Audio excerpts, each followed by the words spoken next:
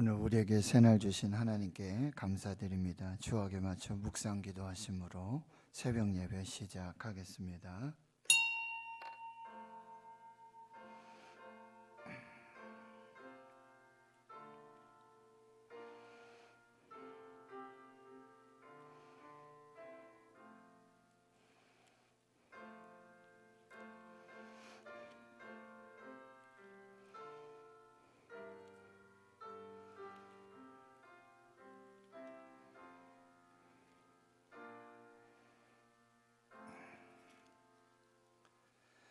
하나님 감사합니다. 오늘도 새 날을 주시고 새 생명을 주셔서 하나님 앞에 예배하게 하시고 또 하나님께서 주신 성령의 감동으로 주의 성도들과 교회와 이 환난 중에 코로나 팬데믹 중에 나라와 민족과 교회를 위해 함께 기도할 수 있는 은혜 주셔서 감사합니다.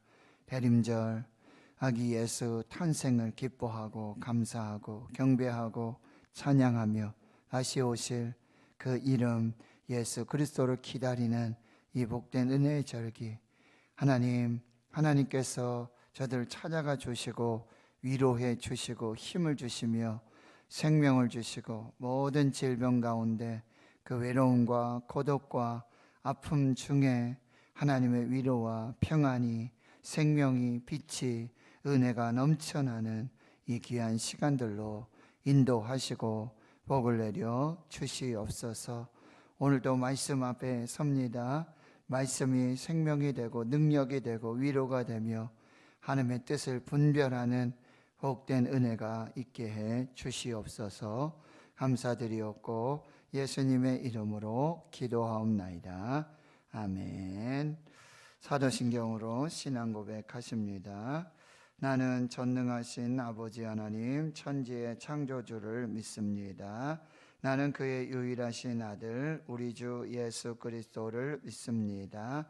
그는 성령으로 잉태되어 동정녀 마리아에게서 나시고 본디오 빌라도에게 고난을 받아 십자가에 못 박혀 죽으시고 장사된 지 사흘 만에 죽은 자 가운데서 다시 살아나셨으며 하늘에 오르시어 전능하신 아버지 하나님 우편에 앉아 계시다가 거기로부터 살아있는 자와 죽은 자를 심판하러 오십니다. 나는 성령을 믿으며 거룩한 공교회와 성도의 교제와 죄를 용서받는 것과 몸의 부활과 영생을 믿습니다. 아멘. 찬송가 111장입니다. 111장입니다.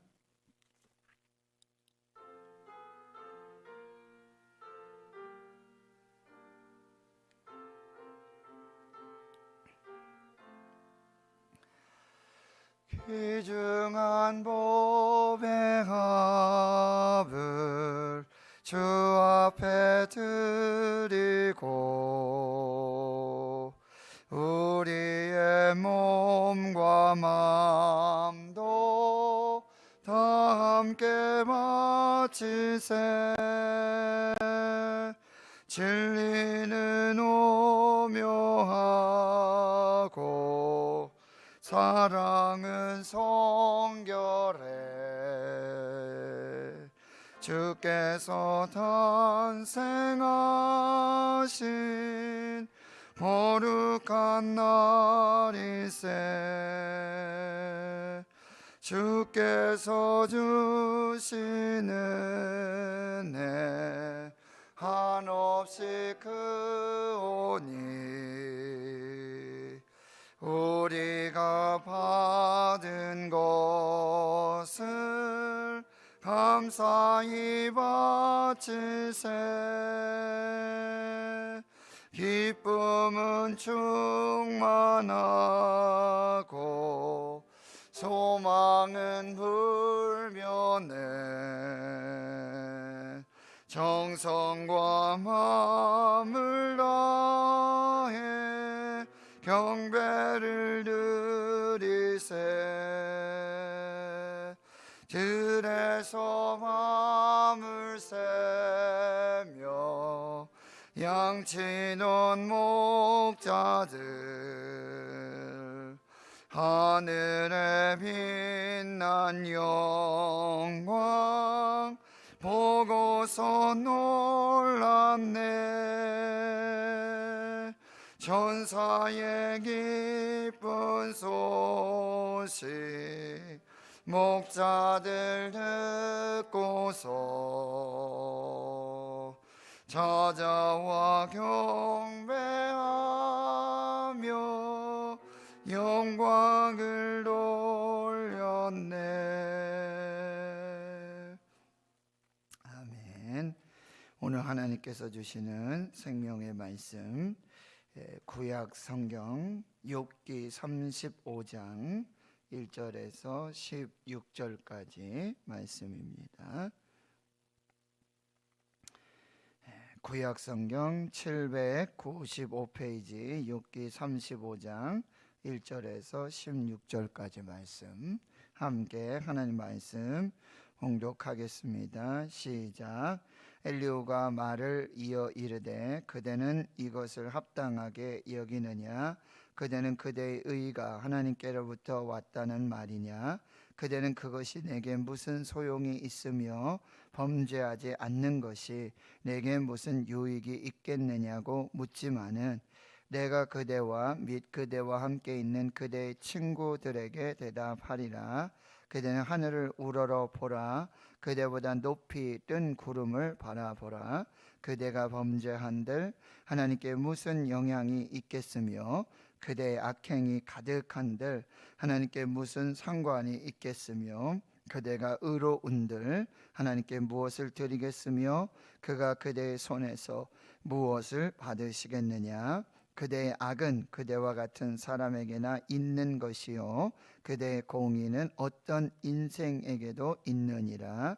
사람은 학대가 많음으로 부르짖으며 군주들의 힘에 눌려 소리치나 나를 지으신 하나님은 어디 계시냐고 하며 밤에 노래를 주시는 자가 어디 계시냐고 말하는 자가 없구나. 땅의 짐승들보다도 우리를 더욱 가르치시고 하늘의 새들보다도 우리를 더욱 지혜롭게 하시는 이가 어디 계시냐고 말하는 이도 없구나. 그들이 악인의 교만으로 말미암아 거기에서 부르짖으나 대답하는 자가 없음은 헛된 것은 하나님이 결코 듣지 아니하시며 전능자가 돌아보지 아니하심이라. 하물며 말하기를 하나님은 배울 수 없고 일에 판단하심은 그 앞에 있으니 나는 그를 기다릴 뿐이라 말하는 그대일까 보냐. 그러나 지금은 그가 진노하심으로 벌을 주지 아니하셨고 악행을 끝까지 살피지 아니하셨으므로 욥이 헛되이 입을 열어 지식 없는 말을 많이 하는구나. 아멘. 욥과 세 친구의 논쟁과 또 많은 대화들 속에 우리는 계속해서 이 욥의 고난의 원인, 이유가 무엇인지를 자꾸 살펴보지만 사실 욥의 고난의 이유와 원인은 까닭이 없는 고난이었습니다. 하나님만 아시는 것이고 또 하나님이 허락하신 아주 특별한 케이스의 그런 고난인 것을 우리는 이렇게 살펴보고 있습니다. 그러나 이 하나님의 크신 계획하심, 하나님의 역사하심, 그 섭리와 경영 속에 그 하나님의 뜻을 우리가 다 알 수 없는 것이 사실입니다. 그럼에도 불구하고 욥과 그 친구들은 어떻게 해서든지 이 고난에 원인이 있고 이유가 있고 까닭이 있음을 밝혀내고자 합니다. 그러나 그들에게 답이 없지요. 하나님이 주셔야 하는 거죠. 그래서 이제 또 새로운 한 사람 엘리후가 등장을 하게 되어집니다. 엘리후는 이제 31장에서부터 욥의 말이 그치고 32장과 33장에 첫 번째 말을 하고 그 다음에 34장에 두 번째, 오늘 35장에 세 번째 말을 하며 이 엘리후가 말한 말 중에는 가장 짧은 그런 이야기고 그 다음에 이제 36장, 37장에 또 긴 엘리후의 답변이 이어집니다. 근데 엘리후도 처음에는 조금 어떤 객관적으로 그리고 또 살펴봤지만 엘리후는 원인이나 이유, 까닭을 살펴보기보다는 이 고난의 유익, 고난의 목적, 고난의 의미가 무엇인지를 살펴보고자 하는, 좀 더 다른 시각에서 이 고난을 접근하고자 하는 그런 노력들을 우리가 살펴봤어요. 그런데 이 엘리후의 말이 계속되면 계속될수록 이 욥의 세 친구들의 말과 별반 다를 것이 없다는 거죠. 왜요? 엘리후도 인간이고 엘리후도 어쩌면 자기 관점, 자기 주관에서, 그리고 이 다른 사람들을 평가할 때 어떤 균형 잡힌 시각, 관점을 유지하기가 어려운 것이 사실입니다. 우리가 이렇게 서로 대화를 하고 어떤 문제에 접근하다 보면 충분하게 객관적으로 보려고 하고 객관적으로 얘기하려고 그러고 해도 자기 주관이 들어갈 수밖에 없어요.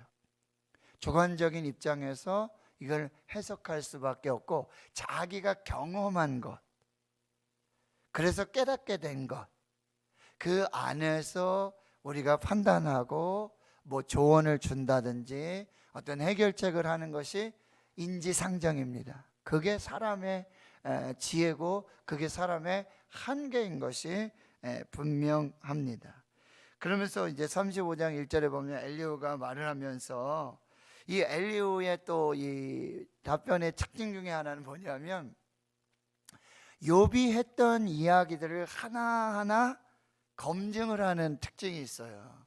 당신이 이렇게 말했지 않습니까? 여기 뭐 그대가 이런 표현을 쓰는데, 이 표준 세번역에 보면 어르신이, 왜냐하면 이제 엘리후가 가장 나이가 어린 사람이었잖아요. 그래서 가장 늦게 말한다고 자기가 이야기를 하고 있지만, 이 욥을 부를 때 이렇게 불러요. 어르신이 이렇게 말씀하시지 않았습니까? 제 의견은 이렇습니까? 이렇습니다라고 이야기를 하고, 이 욥이 했던 말을 검증하듯이 그 말이 맞는지 틀리는지 또 자기의 지혜로 그것을 이야기하는 것을 볼 수 있다는 거예요. 그러면서 35장 여러분 2절에 보면, 그대는 이것을 합당하게 여기느냐? 그대는 그대의 의가 하나님께로부터 왔다는 말이냐? 라고 이제 욥이 이야기했단 말이에요. 나는 의롭고 나는 죄가 없고 하나님께서 나를 잘 아시고 나를 판단해 주시기에, 그리고 내 의는 하나님께로부터 왔으니 하나님께서 잘 아신다라는 말을 했는데, 그 말에 대해서 이제 내가 내 의견을 말하고 이제 검증을 하겠다, 이런 표현의 이야기들이 시작이 되고 있습니다. 3절에 그래서 그대는 그것이 내게 무슨 소용이 있으며 범죄하지 않는 것이 내게 무슨 유익이 있겠느냐고 묻지만은, 여기서 묻다라는 표현들을 계속해서 반복해서 그렇게 자기 의를, 하나님께로부터 온 의를 변론하고 변호하면서 그렇게 이야기를 하는데, 그것이 맞지 않다라고 하는 거예요. 그래서 4절에 내가 그대와 및 그대와 함께 있는 그대의 친구들에게 대답을 하겠다. 그러면서 그대는 하늘을 우러러보고 그대는 높이 뜬 구름을 바라봐라. 여기 이제 하늘과 높이 뜬 구름은 이 하나님의 높으심과 하나님의 차별성을 나타내주는 은유라고 볼 수 있다는 거죠. 하나님은 하늘에 계시고 하나님은 높이 뜬 구름과 같이 인간 세계와 사람들 관계 속에 차별이 있고 높으신 하나님이신 것을 알지 못하느냐, 이렇게 이야기하고 반문하는 것이죠. 그러면서 6절에 이렇게 말합니다. 그대가 범죄한들 하나님께 무슨 영향이 있겠느냐? 그대의 악행이 가득한데 하나님께 무슨 상관이 있겠으며, 그대가 의로운들 하나님께 무엇을 드리겠으며 그가 그대의 손에서 무엇을 받겠느냐? 그대의 악은 그대와 같은 사람에게나 있는 것이요 그대의 공의는 어떤 인생에게도 있느니라. 이런 얘기, 무슨 얘기예요? 하늘에 계시고 또 하늘에 떠 있는 높이 뜬 구름과 같은, 인간과는 차별되고 인간과는 높으신 그 하나님, 그 땅에 사는 인간이 우리가 죄악이나 의가 있다 할지라도 이게 하나님께 전혀 영향이 갈 수 없다는 거죠. 여러분, 이런 엘리후의 말은 지금 인간의 현 주소를 분명히 가르쳐 주는 건 사실이에요. 그렇죠. 하나님은 높은 곳에 계세요. 인간하고는 차별적인 어떤 그런 관계 속에 계시는 것이 맞습니다. 그리고 땅에 있는 어떤 인간의 삶의 현 주소이지요. 이것이 엘리후의 이야기라고 하는 것이죠. 그러나 여러분, 이 하나님만의 초월성, 차별성만을 강조하게 된다면 인간의 삶은 전혀 의미 없는, 하나님 앞에서 아무런 어떤 존재의 이유를 발견하지 못하는 이런 오류를 우리가 범할 수 있게 된다라고 하는 거죠. 그러니 이 엘리후도 한쪽을 강조하다 보면, 하나님만을 강조하다 보면 인간의 나약함과 연약함들, 근데 하나님은 놀라운 특징 중에 하나는 무엇입니까? 하나님은 인간과 이렇게 초월해서 계시죠. 인간의 세계와 전혀 다른 세계 속에 계시는 분이 하나님이십니다. 그럼에도 불구하고 이 세상을 초월해 계시지만 동시에 이 세상 속에 관심이 있으시고 이 세상 속에 함께 사시는 하나님이시라는 거예요. 이게 성육신이에요. 하나님께서 높고 높은 하늘 보좌에 예수 그리스도께서 하나님이신, 본체는 하나님이시지만 인간의 낮고 낮은 인간의 몸을 입으시고 이 땅에 어디요? 베들레헴 말구유, 가장 천한 곳, 가장 낮은 곳으로 하나님이 내려오신 거잖아요.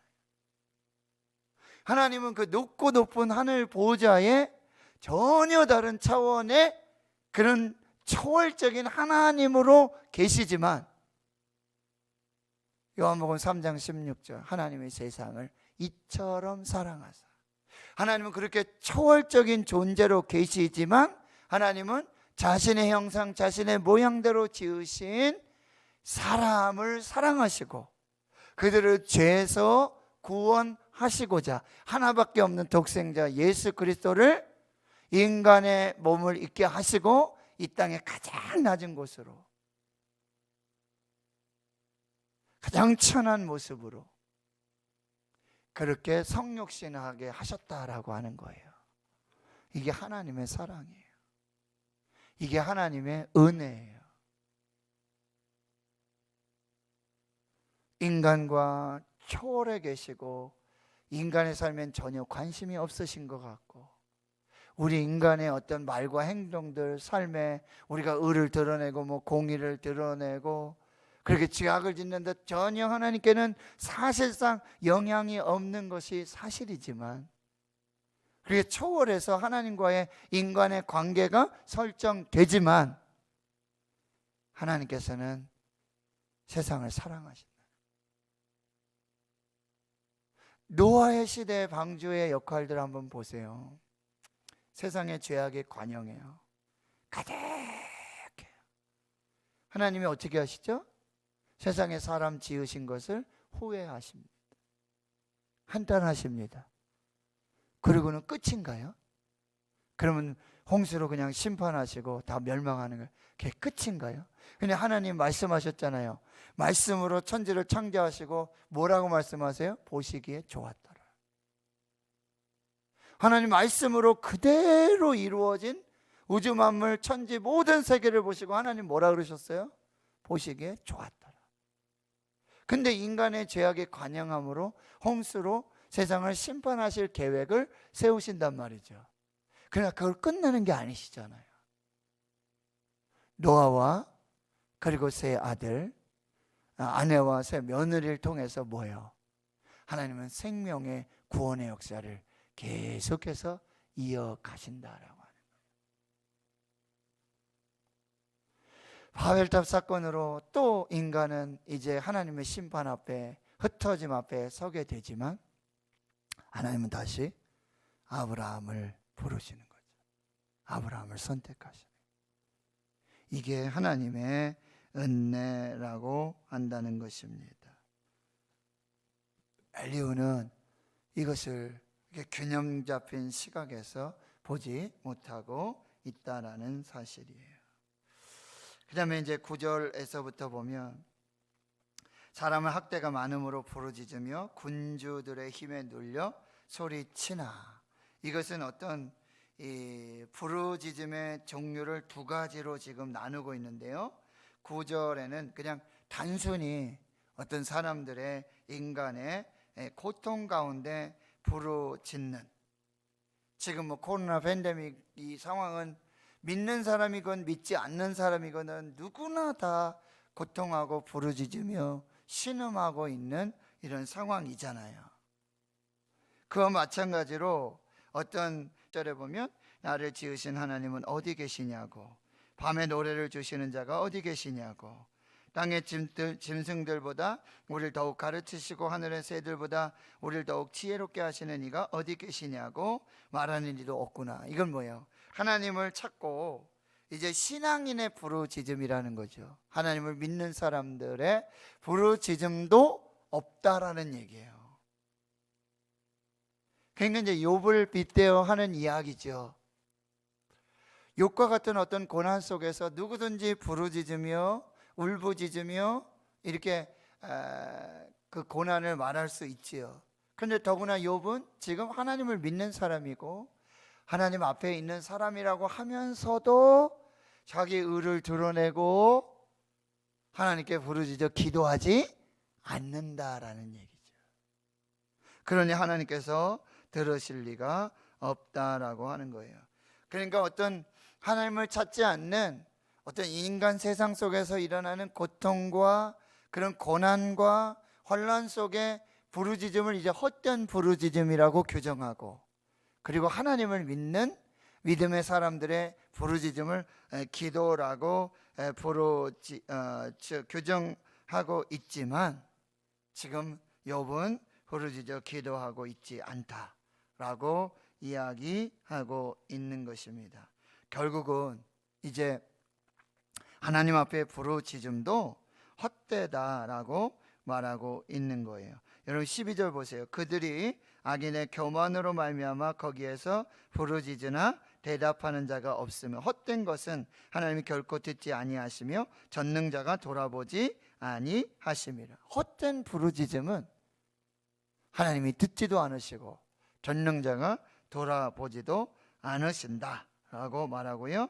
14절에 하물며 말하기를 하나님은 배울 수 없고 이래 판단하시면 그 앞에 있으니 나는 그들 기다릴 뿐이라고 말하는 그대일까 보냐. 욥, 당신은 지금 이렇게 말하고 있지 않냐. 하나님은 내가 찾고 찾아도 하나님 말씀해 주시기를 내가 하나님 말씀 기다리겠습니다 라고 해도 하나님께서는 배울 수도 없고, 하나님의 판단하심은 하나님께서 있는 것이지 나를 하나님이 판단하실 일이지 내가 사람 앞에 판단받을 만한 일이 아니니 나는 하나님 기다릴 뿐입니다 라고 말하는 욥, 당신에게 하나님께서 응답을 주실 리가 없다 라고 아주 이야기하고 있는 모습을 볼 수가 있습니다. 하나님 성도 여러분, 지금 이 엘리후는 굉장히 아주 편견된 그런 시각 속에서 이 문제와 상황과 형편들을 보며 또 욥의 말에 검증을 하면서 어떤 교훈을 주고 이 문제를 해결하려고 하지만, 여러분 한쪽 편에 치우쳐 있다는 거죠. 한 편견된 시각으로만 보고 있다라고 하는 것이죠. 그런데 이게 우리의 모습이라는 거예요. 이게 저와 여러분의 모습이라고 한다는. 그래서 오늘 저는 제목을 내가 엘리후는 아닌가, 내가 엘리후는 아닌가.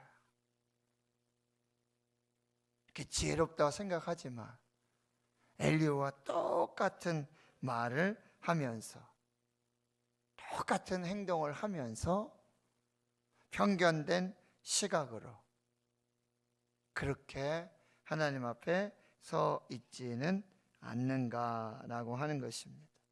여러분, 하나님은 이 세상 속에 초월해 계시지만 하나님께서는 동시에 이 세상 가운데 함께 하시는 하나님, 성육신의 그 놀라운 비밀들, 그 사랑들, 그 은혜들을 다시 한번 우리가 기억해야 하고요. 그 다음에 하나님께서는요, 신앙인의 부르짖음을 들으실 뿐만 아니라 신앙인이 아닌 그런 탄식과 부르짖음에도 분명히 불쌍히 여기시고 긍휼히 여기시는 사랑의 하나님이시라고 한다는 거예요. 그러니 꼭 신앙인의 부르짖음을 하나님 들으시고, 코로나 팬데믹 속에 여러분, 그러면 꼭 교회 다니는 사람, 믿는 사람들의 부르짖음만 들으시고 그들만 구원하시고 그런 하나님이 아니시라는 거예요. 하나님은 온 세계 모든 민족과 열방 다 사랑하세요. 다 주관하시고 다 경영하십니다.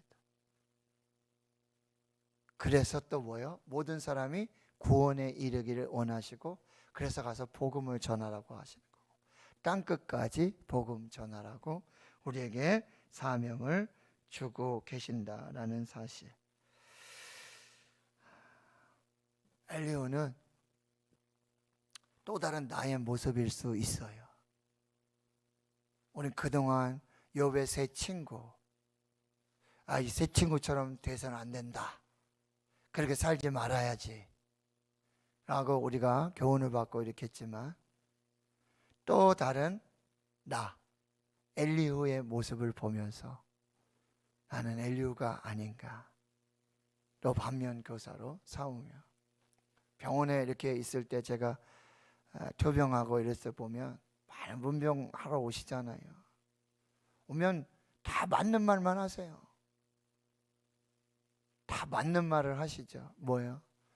그렇게 몸 안 돌보고 그렇게 하다 보면 분명히 어디가 아프고 어디가 고장 나는 게 사실인데, 그거 왜 몰랐냐? 왜 뭐 좀 자제하고 절제하고 그렇게 하지 않았냐? 당연한 결과 아니냐? 맞는 얘기죠. 그 병의 질병의 팩트를 얘기해요. 이 병은 어떤 병이고 희귀병이고 난치병이고, 나도 알아봤는데, 나도 주위에 이런 사람이 있는데, 우리 주위에도 이런 질병 앓고 있는 사람이 있는데 나도 봤는데 그 사람의 끝이 어떠더라? 맞는 얘기죠. 치료가 어렵다더라, 이렇게 생명을 잃기도 한다더라, 다 맞는 얘기예요. 근데 때로는 해야 될 얘기가 있고 하지 말아야 될 얘기가 있고, 할 상황이 있고 하지 않을 상황이 있고, 때로는 좀 잠잠하게, 때로는 침묵하면서 그냥 있어주는 것, 그것만으로도 충분할 수 있다라고 하는 거죠. 굳이 얘기하지 않는데 들춰내가지고 얘기할 필요가 있을까라는 생각도 해보고요.